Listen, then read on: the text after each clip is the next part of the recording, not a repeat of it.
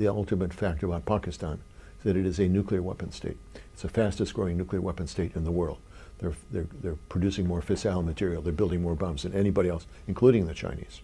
While we're coming down and the Russians are coming down, the Indians and the Brits, the French are stagnant. Pakistanis are going up. So that would be like saying Nigeria without oil, an unstable state without any natural asset. And that's what Pakistan is becoming, a Nigeria without oil, a very unstable country, but it doesn't have any natural resources, but it does have nuclear weapons. Pakistan and North Korea are too nuclear to fail. That is, the international community does not want to see it fail because we're not sure what a failed nuclear Pakistan would look like. Pakistan has been the epicenter of international terrorism. Some of this has been directed against Pakistan, and the Pakistanis legitimately point out that they're the victims of terrorism, but a lot of it has been based in Pakistan. That is, Pakistan's been a haven for terrorist tourists. They go to Pakistan, they get trained in Pakistan, they go off to Europe, they go off to Britain, they come here, they go off to China, where the Chinese are upset about this. And of course, Pakistan has consciously directed terrorism against India.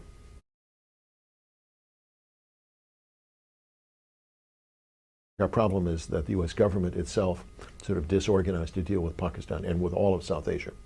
The Department of Defense has several Pakistan policies. The State Department has at least 2 Pakistan policies. I don't think the White House has any Pakistan policy except an Afghan policy. So I think we're incoherent when it comes to Pakistan. And Pakistanis understand that. They look at us and they see confusion and disorder among the Americans. So they play us for what they can do. You know, they manipulate Americans against each other, which has always been their strategy. But I think this has to come to an end because Pakistan is too critical to be sort of put in the backyard of our policies. It really has to be more seriously addressed. The issues that Pakistan are concerned about are its economic development and its nuclear weapons program. When the Bush administration opened up a nuclear deal with India, I supported that. But I said we should also have a nuclear deal for Pakistan, and they rejected that idea.